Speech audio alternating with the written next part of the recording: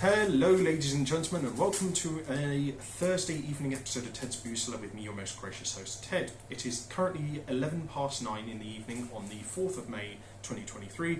Hope I'm finding you all in a good state of affairs, and if I'm not, then I hope things improve you very, very promptly. Welcome to the Premier Alcohol Review Show here on YouTube with me, your most dastardly and dashing host Ted. Now, I didn't do any episodes last week because I was a bit ill with a cold and my mental energy was a bit low, so I figured I don't really want to bring that into a video to bring everyone's mood down, so I figured I'd just take a week to rest and then come back a bit more refreshed.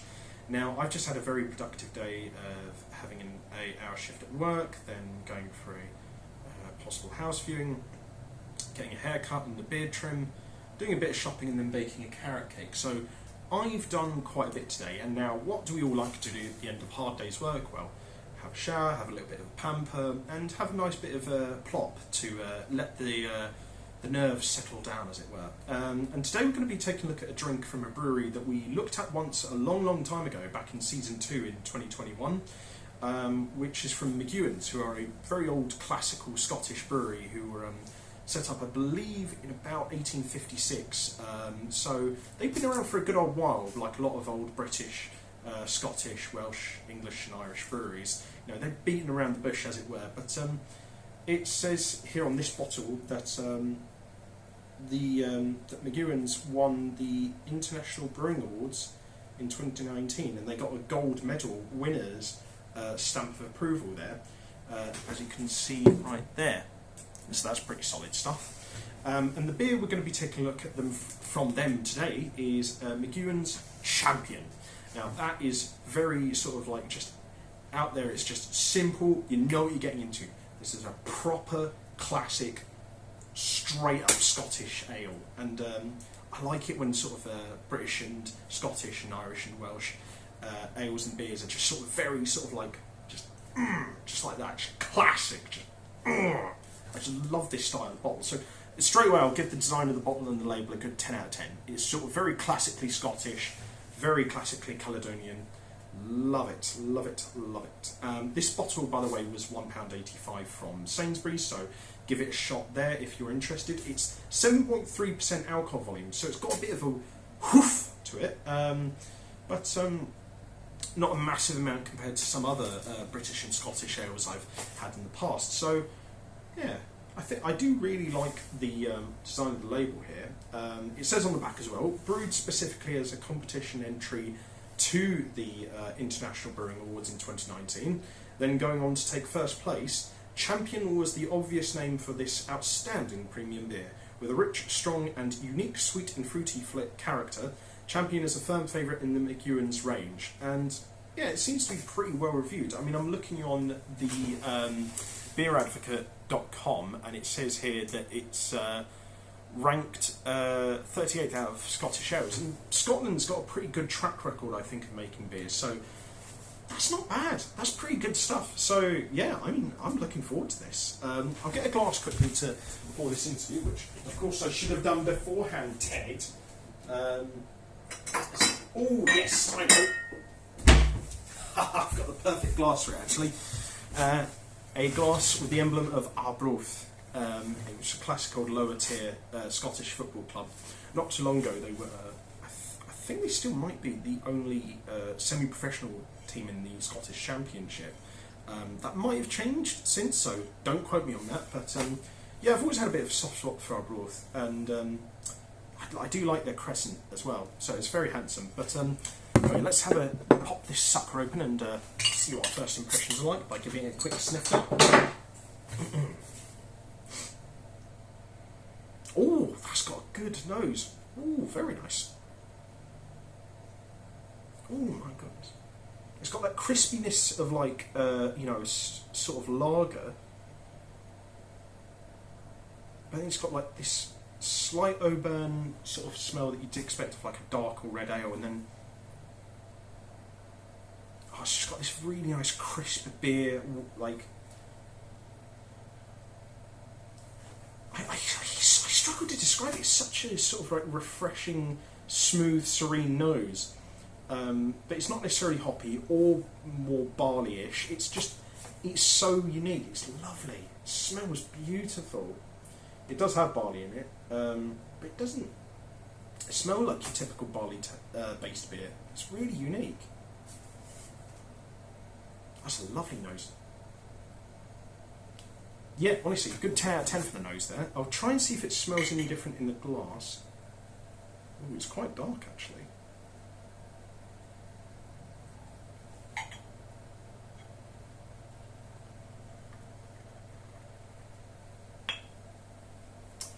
Whoops! Well, at least I'm wearing an apron, so that doesn't ruin things too much. Sorry about that, Scotland. Oh dear. But yeah, let's see if it sniffs any different out of the glass. In the glass. It's a little bit more subdued in the glass. Crap! Anyway, but yeah, it's a little bit more subdued in the glass, but it still smells quite nice. It's that fruitiness they mentioned on the label actually comes out a little bit more when you've got it in the glass. So if you want to experience that a little bit more, definitely pour it into an ale glass first. Oh yeah, that smells lovely. It's kind of almost got like that dark chocolatey hue of like a Guinness almost. So handsome, very handsome. Yeah, I'll give the nose a good 10 out of 10. But as always, have a quick palate cleanser first.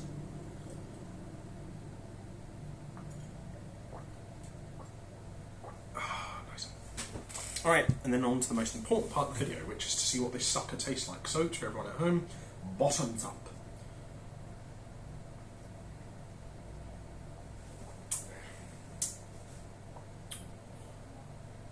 Ooh. That's interesting. It's almost like...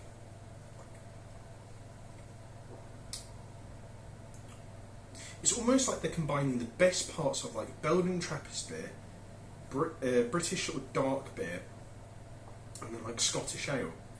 Because it's got like this sort of underlying sort of like richness and sort of like texture of like it's almost like a slightly subdued Belgian Trappist beer. Then you've sort of got like this sort of slight oakiness that you'd sort of expect in like a British ale. But it's like very subdued again. It's just more so. It's just kind of like a complementary kind of flavour. But the main through line is this sort of rich, sort of not overly sweet, but just very sort of like mild, kind of smooth sweetness throughout.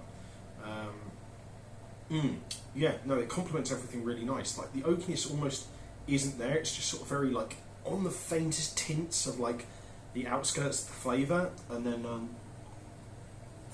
we've got this through line of this sort of like rich, like sort of forest fruit kind of flavour almost, and it sort of tails off at the end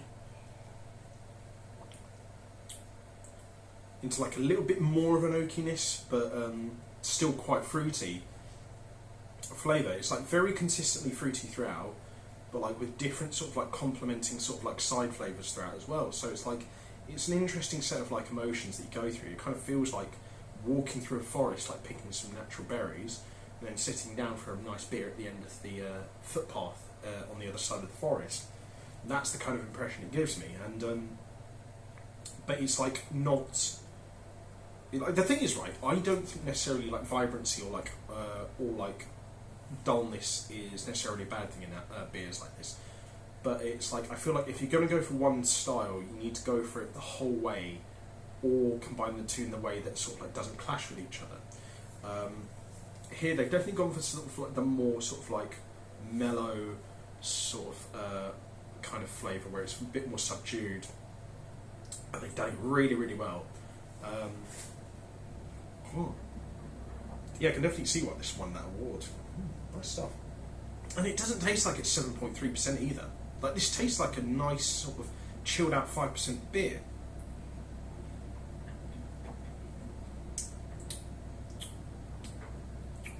And the sweetness isn't overpowering either. It's just more so that it's like, it feels like a byproduct of that sort of like the main flavour throughout. And yeah, this is really good stuff.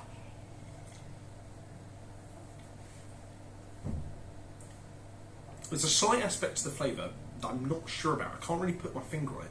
but even still, this is really good stuff, and I'd say it's a solid 8.5 out of 10. Really, really good stuff. I feel like the sort of like the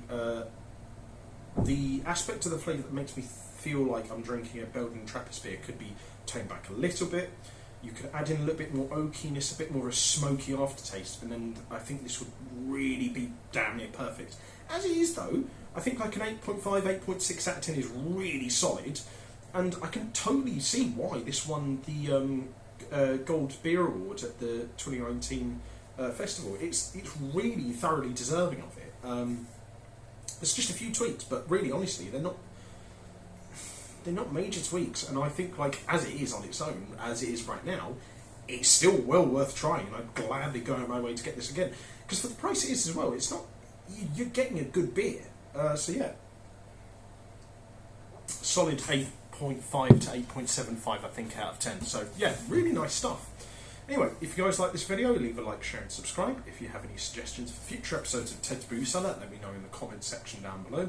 And if you want to check out any of my other social medias, I will try and remember to put them in the video description down below. But until next time, have fun, stay safe for whatever you're doing, don't do anything I wouldn't do, wash your hands, drink responsibly, know your limits, and I'll see you guys next time at the bar on Ted's Brew Cellar.